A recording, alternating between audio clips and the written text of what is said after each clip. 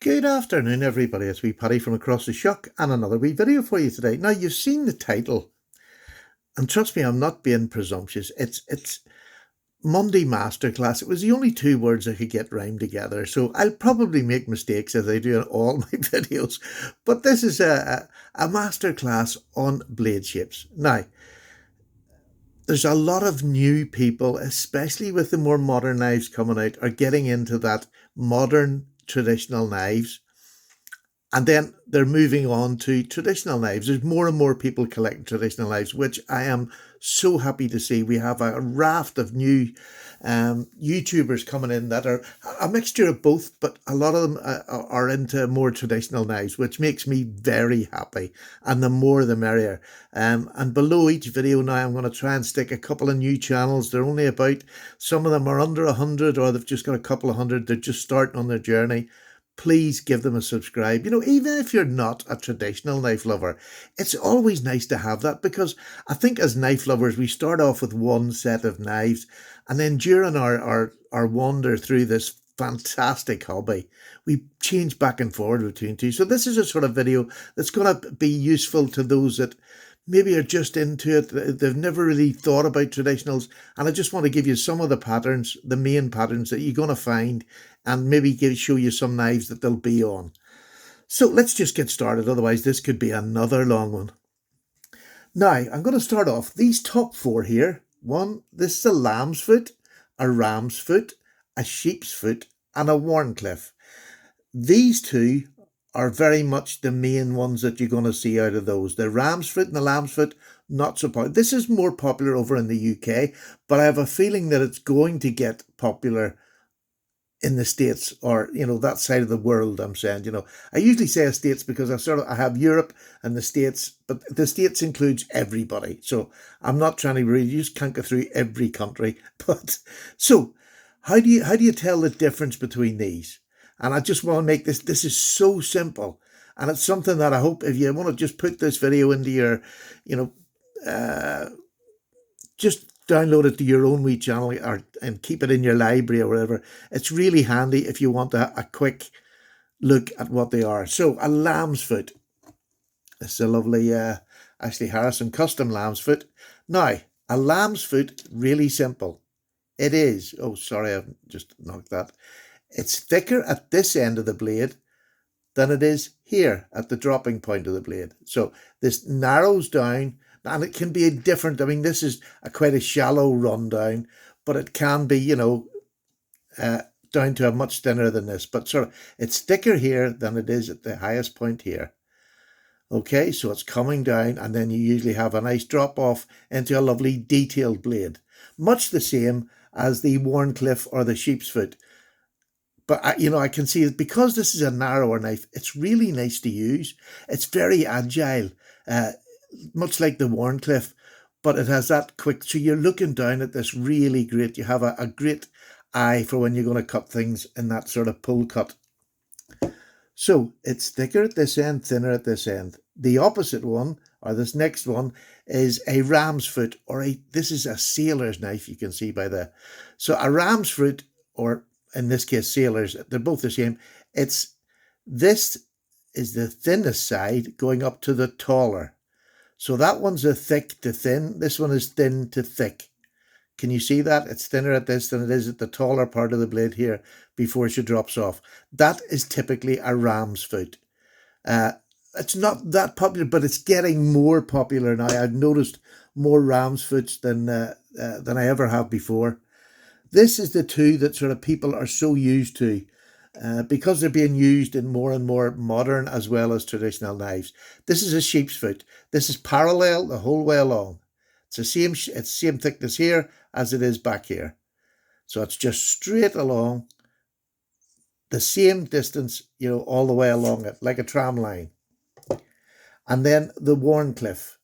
And the Wharncliffe is where from about halfway, from sort of a third to halfway, then it'll be a long swooping angle down to the point. And that's a Wharncliffe.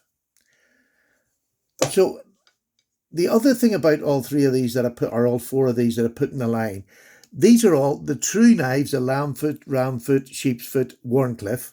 have all got a straight edge. They don't have a belly on them. That's modified. That's the newer, everything changes. Everything changes. So some people like this, the long point, but they want a little bit of a belly. So and the knife designer, as he should, takes that hint and makes a knife like that. So to me, they're modified. A modified used for an awful lot of knives now. They're modified sheepsfoot, a modified Wharncliffe, modified whatever. But the Wharncliffe and the sheepsfoot are probably the most common used when somebody's buying single blades, apart from these bottom two. And this is the clip point. Now, these are the only four that have just designated straight blades from the collar up to the tip, all straight. Anything other than that, even if it's a slight bend, it's not one of these four. It's a modified one of these four. Then you have the clip point, which is probably the most famous of all, and to me the most attractive of all. This is my favourite pattern. I just love the Barlow pattern, but you don't always just get a clip point. You'll get any of these blades you'll get on a Barlow, but my favourite is a clip point. And the clip point is where you have a blade coming out and then it swoops down and comes back up. Now, it doesn't go any higher than the lowest part it swoops down. If it was to swoop up, that would be a trailing point, when it comes up higher than this lowest edge here. So this is a clip point. And the clip point can be this, or you can have the American clip point, which is a long, thinner blade with a smaller clip at the end. But this is my favourite clip point. And again, there's so many other models of this. Other shapes and size. You have California clip, you have Turkish clip. People call it the trailing point. So the trailing point, though, is where the clip comes up. That is not just a standard clip point. That is another modification that's been done to a clip point. Well, not another. It's another blade designation, not a modification, because it's been about for years as well. So the clip point there, my favourite looking knife. My favourite using knife, because it does so many tasks, equally as good at this, but a little bit more. And this is it. This is the master spear, you'll hear people call it, or the spear point. It literally is called that because it looks like a spear. But, I mean, there's so many different shapes of a spear shape. You have, this one's a nice, slender, sleek, just really is turned slightly into the centre and met on this side till you've got that almost a spear. You'll get fatter ones where there's not as much point. A lot of people are not too keen on them. They reckon they can't cut. I don't mind them at all. I quite like them. But the spear point is a very, very popular and old design, like the clip point. Really useful blade. A great EDC blade. So there you go. And another couple that you're going to see, maybe not so much on a knife on their own, but there's a little pen blade. And again, it's very nearly a spear, but it's slightly off center. But again, it's open to interpretation. A lot of people make them shorter with a more steep edge. This one is lovely. This is just a stereotypical pen blade. And they're such a useful knife to have on the likes of a jackknife. You'll have two blades. Really useful. And I mean, these were simply used they came from the fact that people used to use feathers, and they used to trim their feathers down to use as pens. And that was it. It was pen and ink, and that's how you sharpened. You had one blade solely for sharpening your feathers, and the other one was for your use, for your EDC. And another blade, which is one of my favourites, and I don't know why people don't like it, but is a spay blade. I think it is one of the most utilitarian, just fantastic knives. The thicker, like this blade, this is a Remington bullet knife. You can see in it. This spay blade I just find awesome. And you see, for cutting cardboard, you have a high grind on this. And that's why I like it so much. You have a high grind, cuts fantastically. And the spay is this little bit here, which is the cut down, which the farmers used to use for spaying, for doing their bulls, taking the knackers off your bulls. And you put this in, so there wasn't anything here to catch on. You could get behind and nip through the skin. And you didn't want to make a mistake with a blooming big bull. So this was a very useful knife. But the interesting thing about that spay blade is it wasn't always just a spay blade. If you go back to the humble secretary's knife, this is a Wolstenholme office knife. It had a pen blade for doing your quills. This is what they originally started for. Now it's just a very handy knife.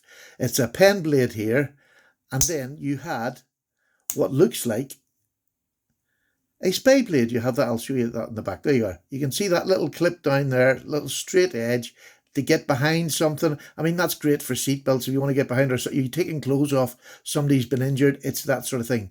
But this was used for when you were writing, especially with pen and ink on that heavy gauge material. If you made a mistake, you were able to take that wee square side, or that wee flat side down onto the paper, and you scored the ink off.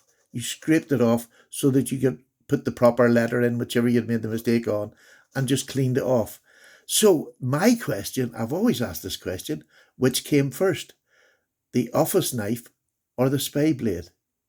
I really have no idea. So, but it's an interesting question. So there's two uses, or two, I mean, this was an office knife. It was used for taking the pen off your thick paper. Really, I find that interesting because I don't know which one is which. The other thing with the spay blade that's sort of morphed into one of the most modern and loved shapes is this. This is a 940, this is 945. And you can see when I put that down there beside that, can you see where that sort of has come from, this modified sheep's foot, they say, but I think it's more a modified spay blade. And that's where that has come from. That is a simple design that is just, they've made this a little bit longer, a reverse tanto. This is what they call the reverse tanto. So it all comes from that spay blade. So although a lot of these knives have led on to the others, this is the one that I think has actually more choices, which is, again, just slightly interesting to me. So some of the knives that you're going to find, some of these blades, or a mixture of these blades in. Here is a typical stockman. This is very typical of a stockman. You have a clip point. You have a sheep's foot. You have a spay blade. So really lovely blades to have, 3 blades on you for anything you're going to do in a day. Then you have a trapper, which will have 2 blades. This is a small trapper now, but this will have a beautiful clip point, and then it has a spay blade. So this, usually the bigger knives were used by farmers, and this was what the spay blade would have been used for, and a clip point for the rest of your work. But just a lovely pattern that you're going to see together, 2 blades together. And then we have like a slim trapper, which is that long Turkish clip that I was talking about. It's still a clip point, but it's shallower. Can you see that? It starts about here, about a third of the long way of the blade, and then it just swoops down, but it doesn't come up. And if it comes up, what is it? Trailing point. You got that right. I didn't know whether you were listening or not, but so there you go. There's a lovely Turkish clip, or California clip, as they sometimes call them. Beautiful knife, lovely long knife, especially for eating or cutting your sandwiches up. Highly recommended knife. And then you have, again, the Barlow. You have the clip point and a pen blade. And we all know what that was for. But it's also just a secondary knife to this. This saves you carrying 2 knives. You have a little secondary. It takes a wicked edge on a wee pen blade. They're thin, they're easy to sharpen. And then you have your clip as your main blade. So you could leave either one of them sharp, and you could actually use this all day if you like. Because it's no different than this in blade steel, but it is just a smaller knife. And for a lot of us, this is the task that we tend to use most of all. But then leave that one sharp, or vice versa, whichever one you want. So that's it. I didn't want this to drag on and be sort of too long, but I think it's something just if you're just around, if you're never sure of what blade shapes are, this will be a nice wee video to keep in yours. I'm going to put this in my library under simply blade shapes. So if you want to go in, you'll always find this video in there if you need to check up or you're unsure of anything. I hope you enjoyed that. I enjoyed doing it. I've done these before, but there's always a change in YouTube, so I don't think it's bad putting them out again to see if somebody having to hunt through my video, which is getting a large list, I have to say. And I was never organised in the beginning to put it into different genres, so it's a mess. So I'll just do these more often. Hope you enjoyed it. Paddy's away for a well-earned cup of tea. I've talked fast and under 15 minutes. Take care now. All the best, Paddy.